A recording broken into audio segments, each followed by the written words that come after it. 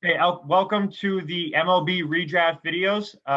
We had already done so far the AL East. We've actually done the entire AL now. I went to the AL East, AL Central, and we did a nice little Comedy Central roast session of the AL West, one of the worst divisions in baseball. But now we're making our way back to the NL. So if you haven't checked out all those other AL videos, make sure you do.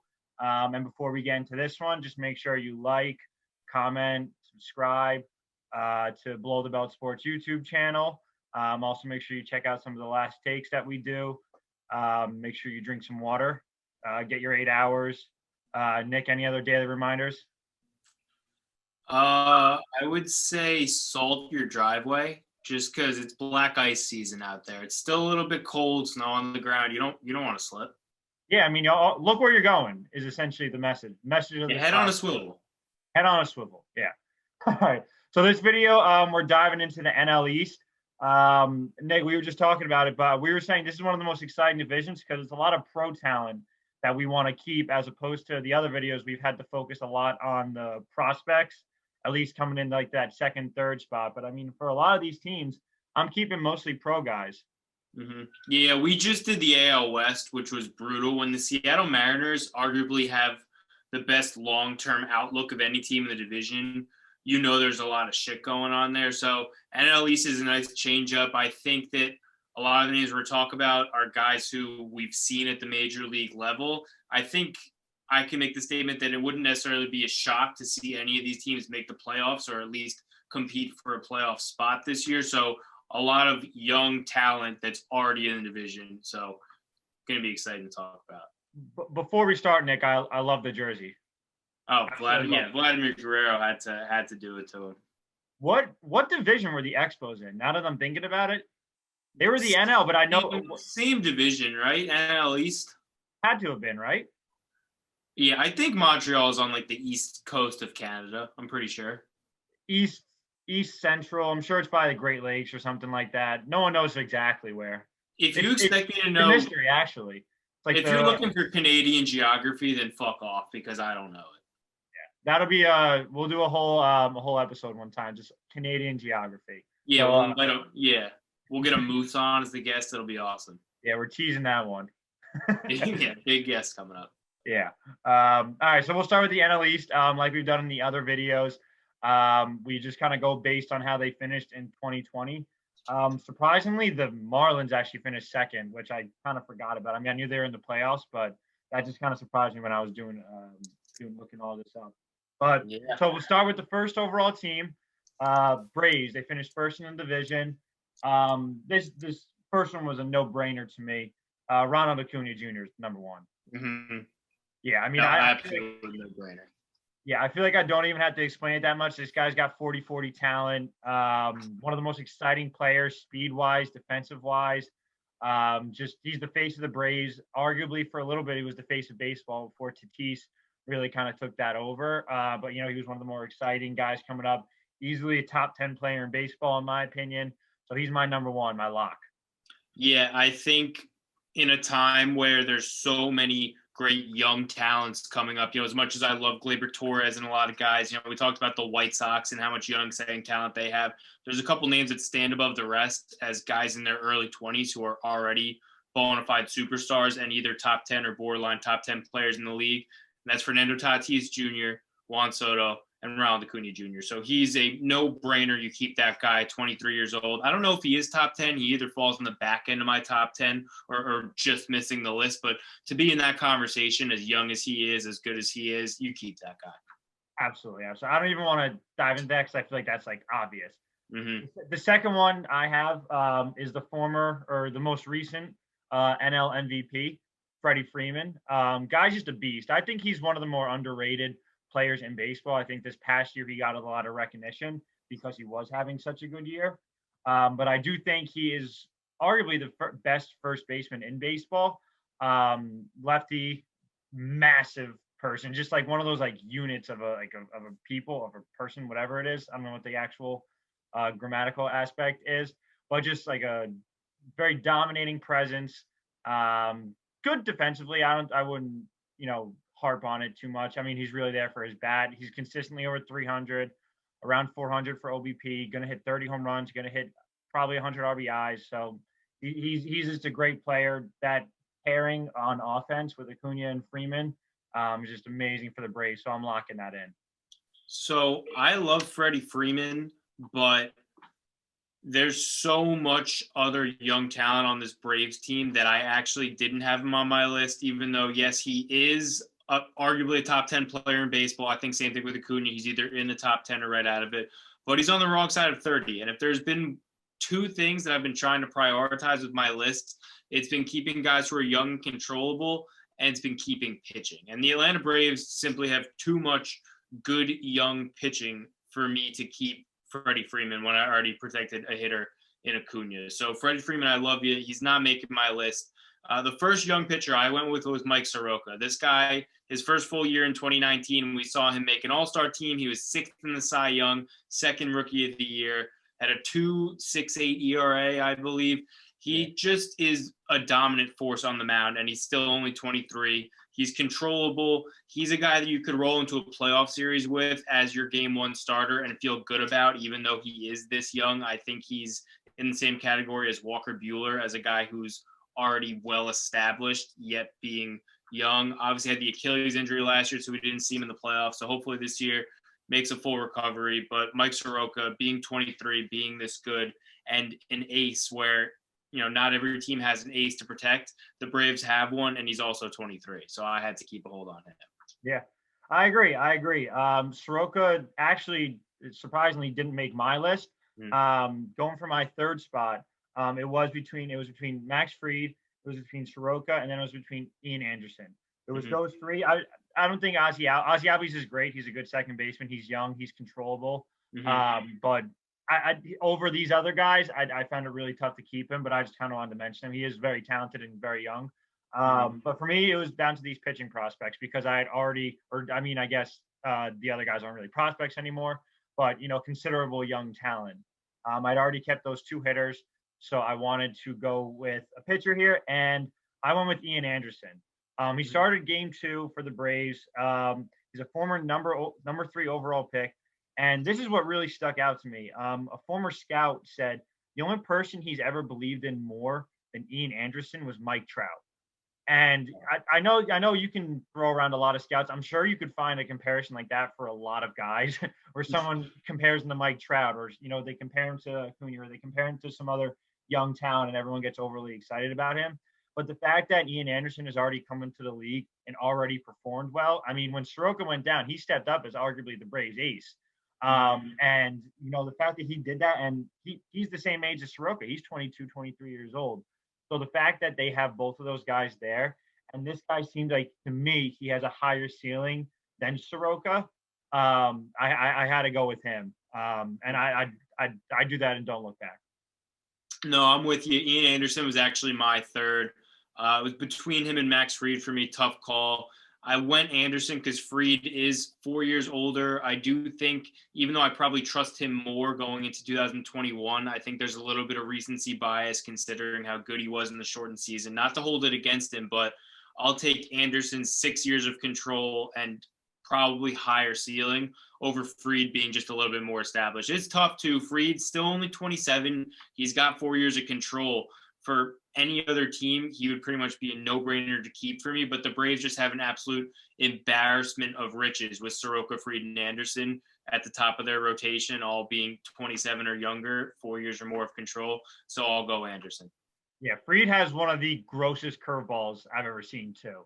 I mean, that thing just it's one of those curveballs that moves from like you're like, oh my God, that's 3 feet out of the batter's box, like if you're a righty, and then it comes in and almost hits you in the knees. Like it's absolutely disgusting. I mean, it's really hard to leave that guy off this 3-team picks that we're doing. But I mean, those other guys are just too talented. And one thing I really like about Ian Anderson, he throws the ball from like up here. Like that is not something like you really see anymore. A lot of the guys like kind of come from that 3/4 slot, like up here where the shoulders are kind of perpendicular like that. And Ian Anderson's coming from like up here. That's just an eye slot that like batters don't see as much anymore because it's not taught and it's not natural really to come literally like over the top like that. So, I mean, that's just something that I feel like plus all his arm talent, that's such a huge differentiator for him. So I like the three I'm going with too. It was tough for me to leave Soroka off my list, though.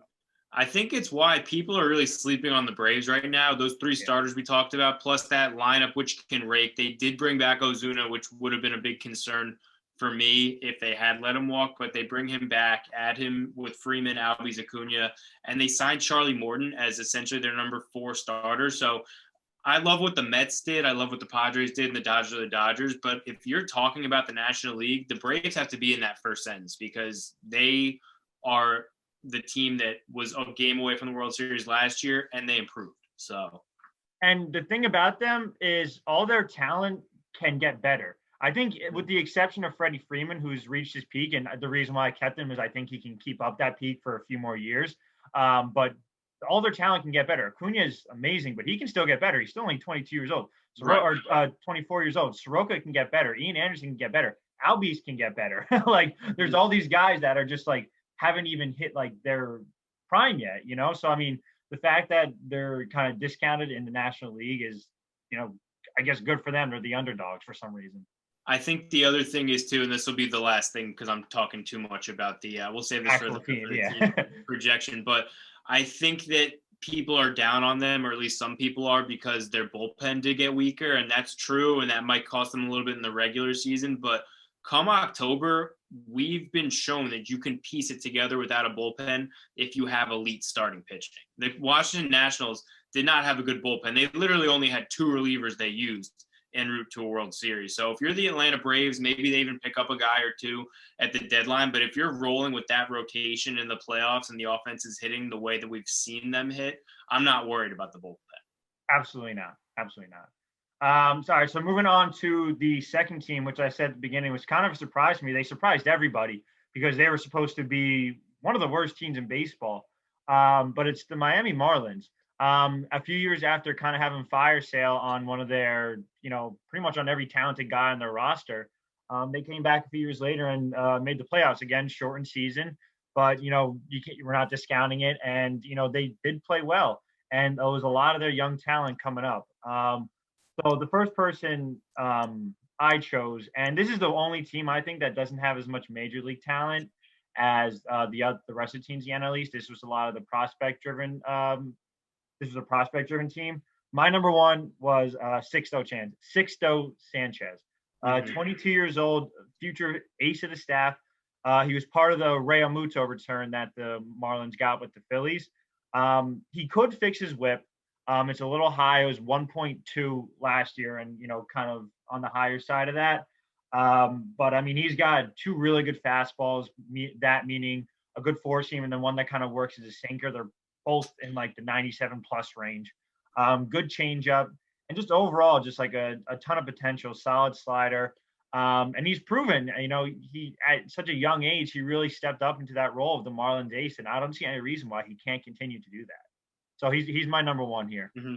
Yeah, he's my number one too. I think this was a pretty big no-brainer as well. I mean, you look at what he did, top prospect coming up. You know, he's still technically a prospect. He's number 19 right now, which is kind of, I don't understand what constitutes guys being on or off the prospect list. Right. It's some sort of playing time, I'm sure, but I mean, we probably also games in a season, but it was the shortened season probably made him fall back as a prospect or something like that. Right. But like when I've seen you pitch in the major leagues, and not only that, but in the playoffs and shove, you're not a prospect to me anymore. So you're right. He's their ace right now. He's 22 years old. Hopefully, you know, in their eyes, he's their ace for the next decade. He's absolutely disgusting. If you look at his peripherals, they're pretty great too. Like you said, definitely needs to work on, you know, the whip and the control a little bit, but just in terms of raw tools, he ranked 97th percentile in fastball velocity in his rookie season. He's disgusting. You know, the main return for Real Muto, and definitely a guy that they're going to look to build around. Absolutely. My number two, so this is kind of where we're kind of diving back into the prospects, even though, again, Sixto's a prospect, but I mean, let's be honest, he's not. We've seen him. I had a lot of trouble choosing my second one. And I'm going to go with Edward Cabrera here. I saw him mixed rankings.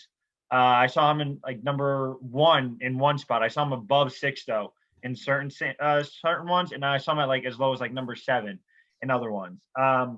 But he's apparently the arm in the Miami Marlins system that has the highest ceiling. So they think he has the ability to be better than what Sixto is already.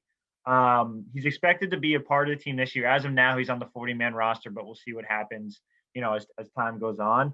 But he's gotten better every single year in the minors. He started with like a 5 ERA, like in his first like year or so, down in A ball, and then he's gotten creeped back up into like the threes again.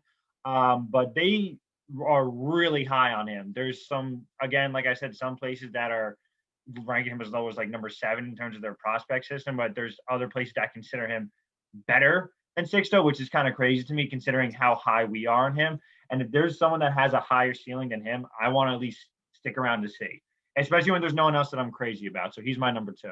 Right.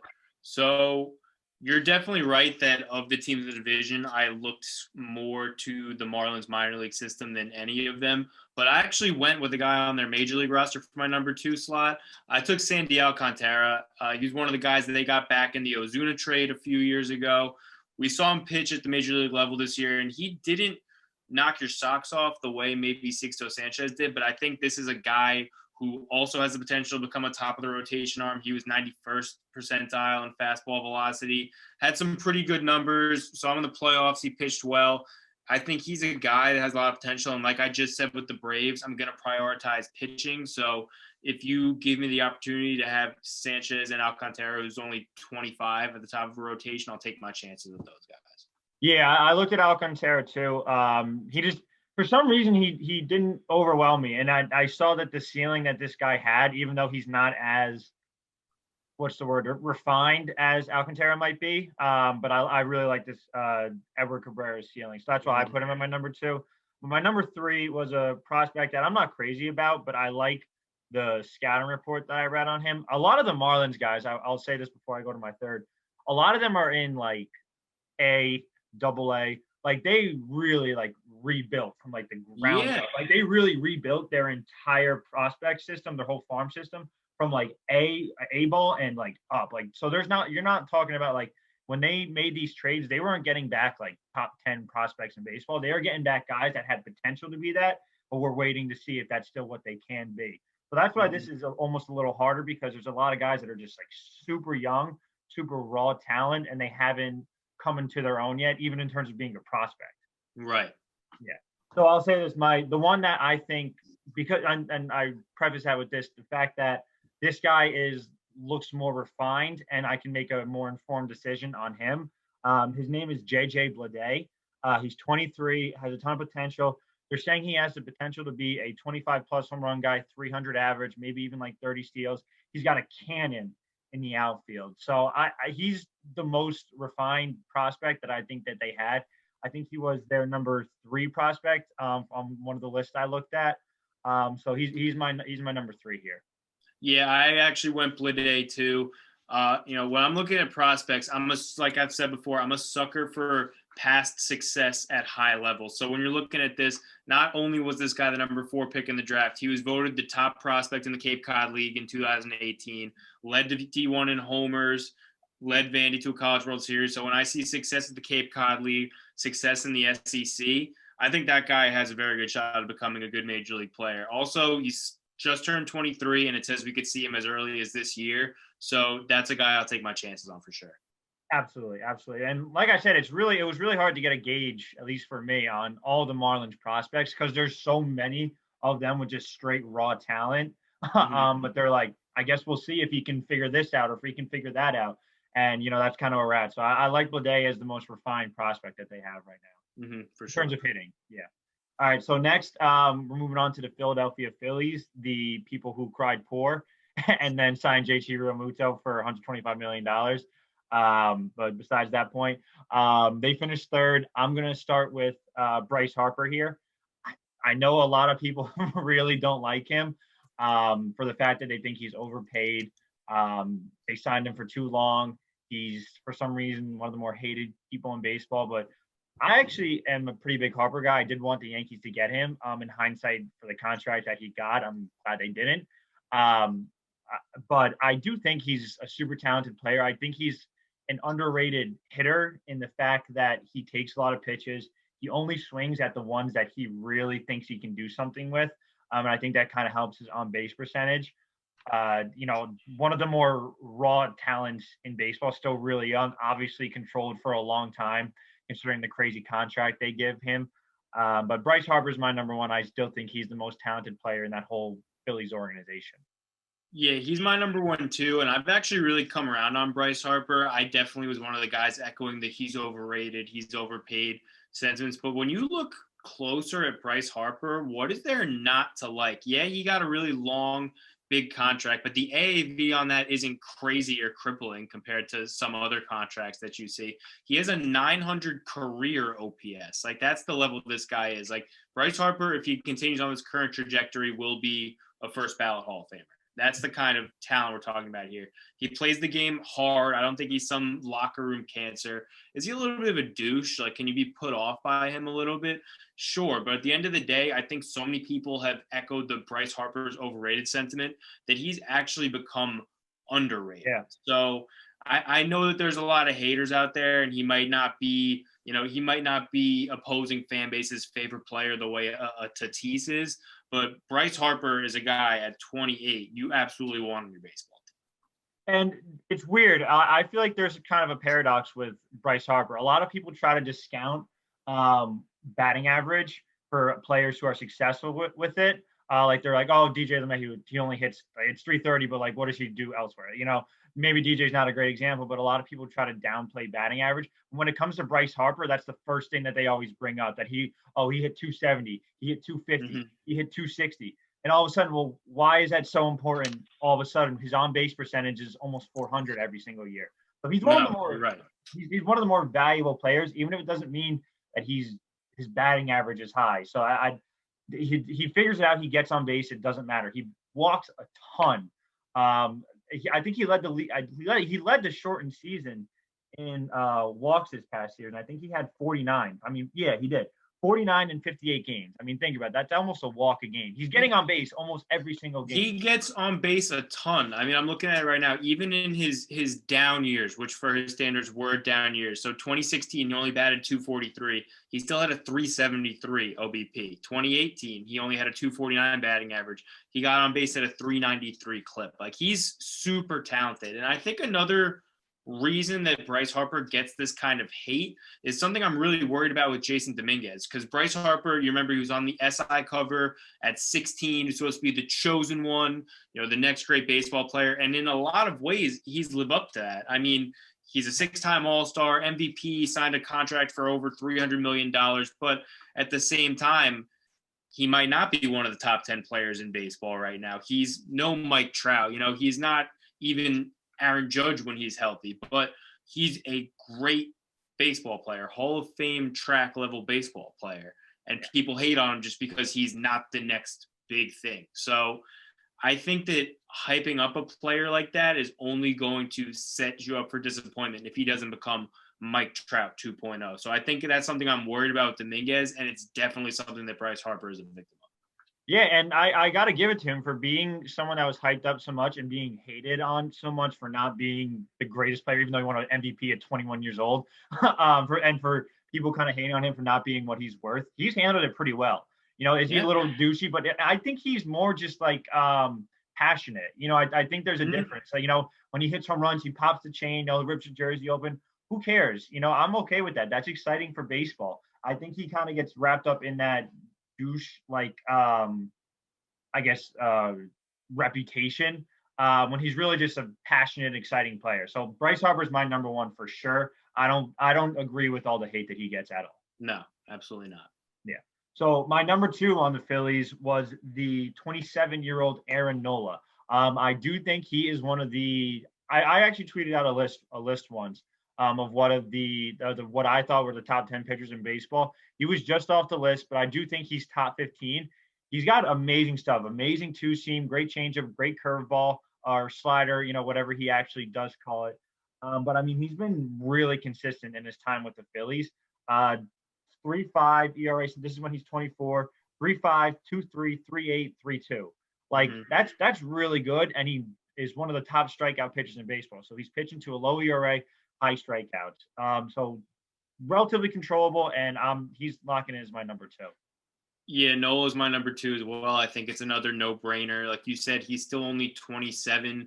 He's going into year two of a 4-year, $45 million contract. So he's super cheap for being, like you said, one of arguably the top 10 pitchers in baseball. I think I'm with you. I don't know if he would make my top 10, but either way, he's in that 10 to 15 range. So he's a guy that you can absolutely put a competitive team around with him as your ace. So yeah, Aaron Nola definitely has to be kept.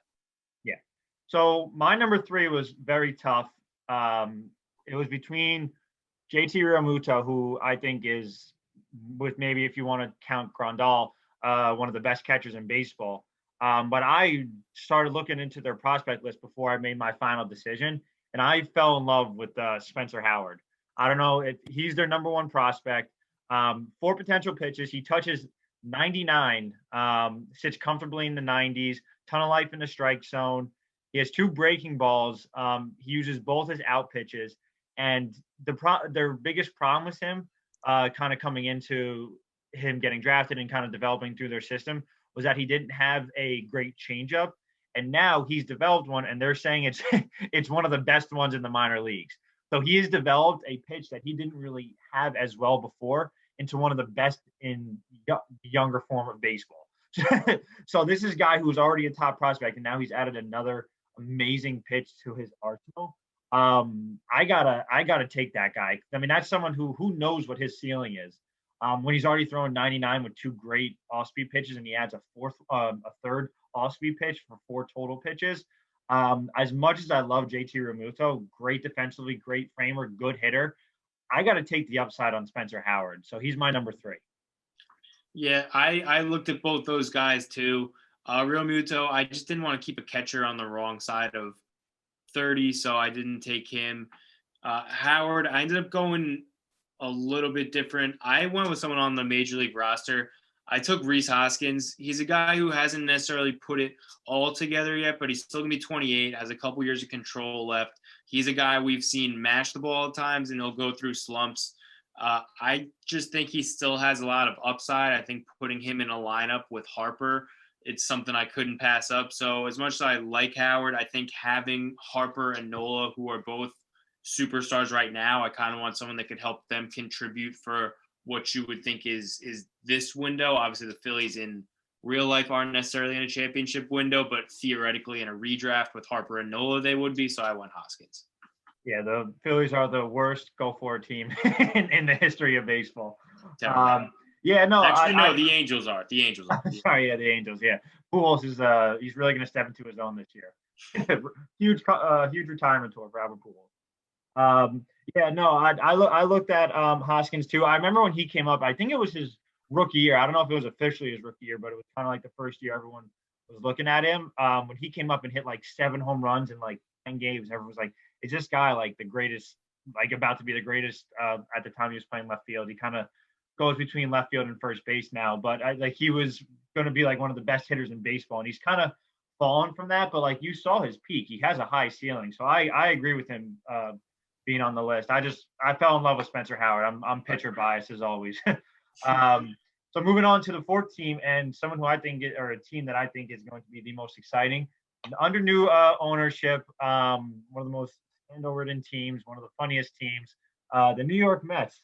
I think that the first person we're keeping, even though he's on the wrong side of 30, 2-time Cy Young winner, arguably could have won it again last year, has really just come into his own kind of in the latter end of his career, if you want to say that, kind of like 27 plus. Ever since 2015, he was just like, I remember, Nick, I know you say this a lot, that, and for people wondering, it's Jacob deGrom, obviously. But the prospects that people were thinking about when all these like Mets guys were coming up, it was Syndergaard and it was Matt Harvey, and deGrom wound up being the best one. And I still think he obviously holds that. He's the best pitcher in baseball. And he came into spring training this year pumping 99. So I'm not too worried about him digressing in any single way.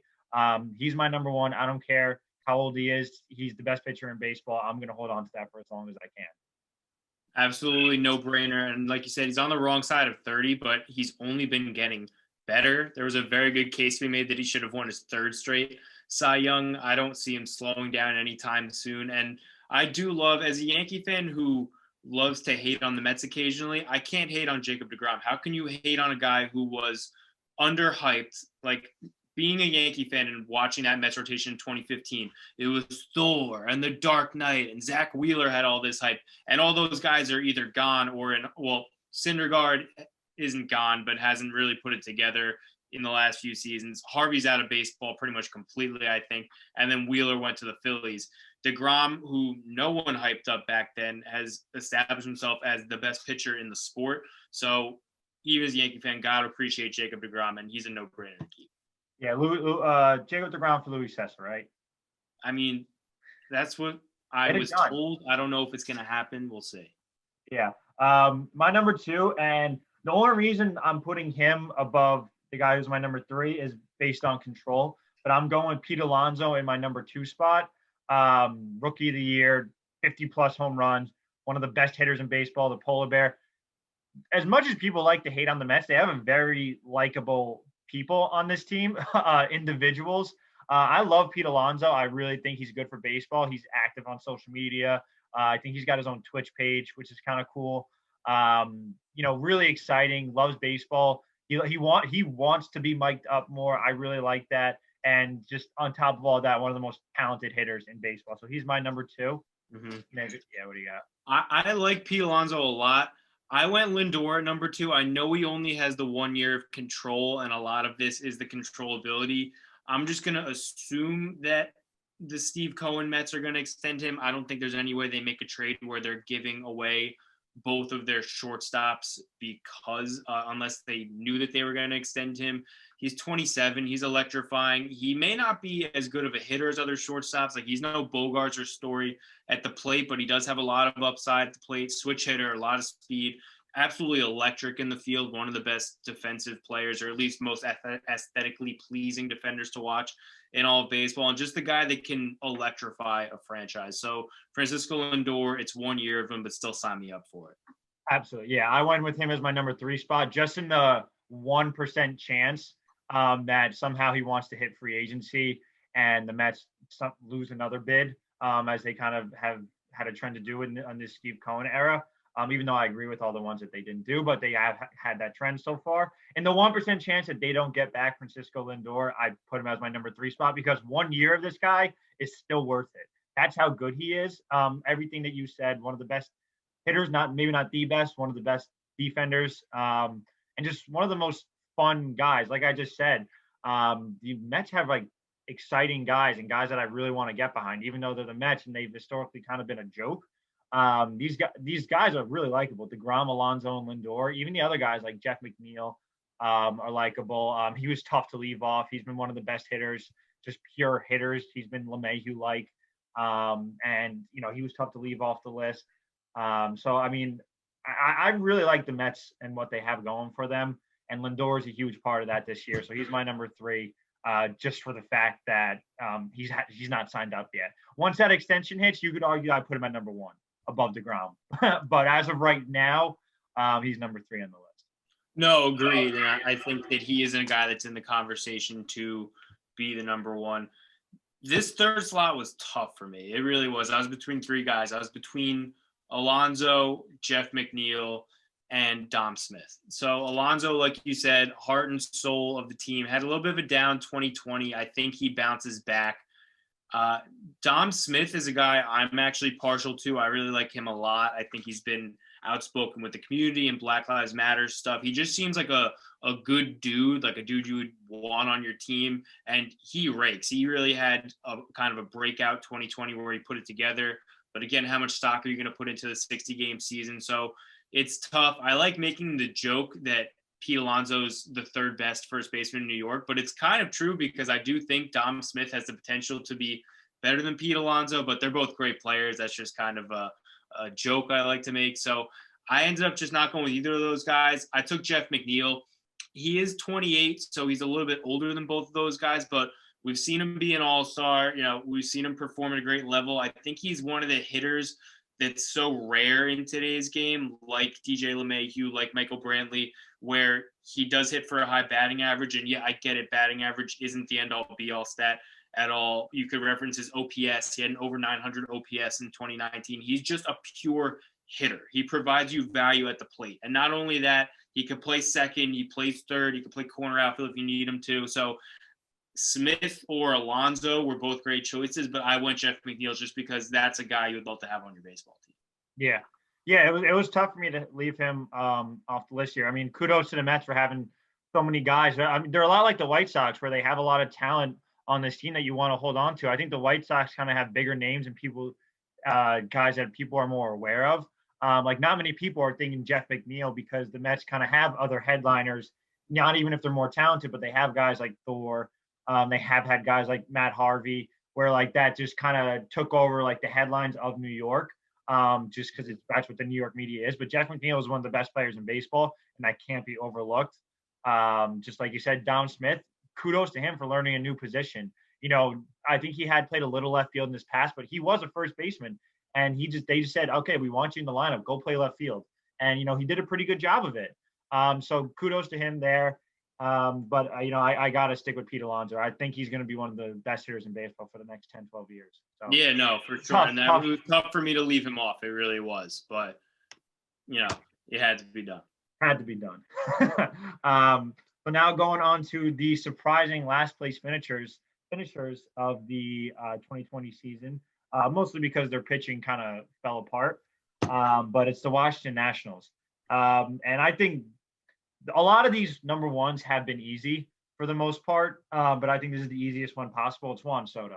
I mean, this guy has potentially the best playing baseball. It could be the best baseball player right now. That's consistently over 330. Like he's going to do that for his entire career. He's powerful. He's clutch. I mean, in that World Series run, that guy had every single big hit that they needed. And he was 20 at the time, maybe 21. So we've got 15 years of this guy. Pay him whatever the hell he wants. He wants $70 million a year. Give it to him. I don't care. Put it on the payroll. I'm keeping this guy as my number one forever and ever and ever. Yeah, no, Juan Soto might be the biggest no-brainer of a number one in all of baseball. I said it before, of all the exciting young guys, there's a tier of their own in Tatis, Acuna, and Soto. He's unbelievable. He was great in the short season. He was great in the playoffs in 2019. He is a guy who I think it was Jeff Passan just said this week he expects Soto to get an even bigger contract than what Tatis got. Wouldn't surprise me at all. He's unbelievable. There's not really a need to say much more about it. Yeah, if you don't know who Juan Soto is and you're watching this, I mean, come on. I mean, come on, do the research, huh? My number two here is, I think, a bit of a surprise, but I went with Trey Turner. I think that he's actually one of the more underrated players in baseball, just because the young shortstop class is so good. He gets overlooked, but he can do like pretty much everything. He's got a great OPS. He steals a lot of bases. His highest total is 46. I mean, I feel like you really don't see that anymore. He's a guy who's like a stolen base, like what's the word? Like when you're like a aficionado, that's the word I was like, a stolen base aficionado. He's specialized in, he's really good at it. Hits for high average, high OBP. He's good at that. And he's great defensively, and he's just one of those overall really talented guys, and he's only 27 years old. So, I mean, he's just entering his prime, and I've already been impressed with what he can do. So he was my number two here. So after Soto, I wasn't really 100% sure which direction to go in. I actually took Steven Strasburg as my number two. He's 32, going to be 33. They just re-upped him on a 7-year deal going into last year. He's a guy who has the potential to be an ace, and I'll keep saying it. If you have the potential to be a legitimate number one starting pitcher, I'll go with you. So Scherzer, a couple years older. Corbin is only 1 year younger and doesn't have nearly as high of a ceiling in my mind as Strasburg has, where he could be a team's number one starter. I think Corbin slots in better as a 2 or a 3. So even though he is on the wrong side of 30, I think that he can still have a couple good seasons left. So I went with Steven Strasburg. Yeah, and trust me, when he was a free agent, even though it was kind of notable that he was going to sign back with the Nationals, like it was kind of expected. I wanted the Yankees to get him because I think he's one of the most talented pitchers in baseball, and he's clearly has the clutch and he knows how to pitch in the playoffs. He was he was their ace. I mean, everyone loves Max Scherzer, but he was their ace during that World Series run. Right. He was the best pitcher on that team. That's why it was really, really tough for me to leave him off this list. And I even left Max Scherzer off this list. I mean, mostly for the fact that he's 36 now. His best years are behind him. He's still ridiculous. He deserves to be their ace just in name alone. But he's not someone who I really am thinking about long term. And as much as I love Strasburg, I even love Victor Robles. This is a name that I think people should really get familiar with, and it's Jackson Rutledge. He's one of their top prospects. He is 6'8". He is Dellin Betances with control and with starter stuff. So imagine that. He's got a powerful fastball. Plus, he has the potential to sit like 99. He has rising life, second plus offering. He's got an upper 80s slider, and he's got a low 80s curveball that has like above average potential. I'm just reading through his scouting report, and he's developing a changeup. But when you tell me this guy is 6'8" and knows how to use his body, I think that this guy is going to be the. I'll pull back a little bit because I'm getting a little excited. He has potential to be one of the best pitchers in baseball over the next 10 years. He's almost ready, and he's still young. He's estimated, I think, 2022. So we might not see him this year. We're probably going to see him next year, and he could step into that rotation as the ace. So I as much as I love Steven Strasburg, I love Strasburg. I love Scherzer too, and I really like Corbin as well. This guy is just too talented and honestly just too big of a body to let walk away. So I'm holding on to him, Jackson Rutledge. I was gonna go Trey Turner, but you sold me. I'll take Rutledge too. Why not? Screw it. I'm in. I was between him, Turner, Carter Kieboom is a name I thought about just because I think they're still pretty high on him, even though the early returns haven't been great. But I do think that he still has a lot of potential. And then I was between maybe picking Corbin and just hoping that him and Strasburg together could, turn into something for the next couple of years. But no, I'll go with Rutledge too. That was a pretty good sell job. When you said Dellin Betances with control, everything else you could have said could have been completely inaccurate, but I'm sold. Yeah, no, I made up the rest. He has no other pitches. He's got a fastball and that's it. Yeah, no, but this guy he's a name I heard coming out of the draft too. And I was just like, honestly, it's kind of a cool name. Jackson Rutledge has a really nice ring to it. Regardless of what his ability is. That's awesome. But then I started reading up more about him. The fact that he's 6'8" and understands like what's going on with his body, and you're not Dellin Betances who just kind of closes your eyes and throws. It feels like half the time. I keep that for as long as I can, and Soto's young enough and Turner's young enough where I feel like those guys can still pair up and be in their prime at the same time. So I love the Nationals' future. So I don't know, go DC. Yeah, no, for sure. All right, that's it for the NL East. I think one of the more exciting divisions, one of the more top-heavy divisions in terms of talent that they have. They're really just like got big names that everyone kind of recognizes.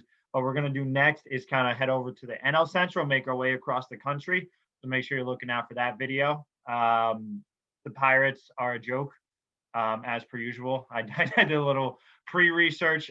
Expect that to just be an absolute dumpster fire. That's gonna have to be another roast. If we didn't give the if we didn't do the Rangers, we're gonna have to do the Pirates because I'm not picking 3 prospects for that. I was looking at the Pirates. The coolest thing that they have going for them is Cole Tucker dating Vanessa Hudgens. Yeah, that is pretty awesome, honestly. I mean, yeah, it's actually really cool. Good for him. But I mean, he's a prospect that just hasn't panned out, and he was like their guy. So good luck. Yeah. Also, I just don't want to give the Tampa Bay Rays any ideas. If I tell them who the Pirates' top 3 prospects are, then we're fucked. Yeah, they're licking their chops right now. Yeah. All right, so we'll see you guys next time for the NL Central. I don't know. Go Yanks. All right, thanks, guys. Peace.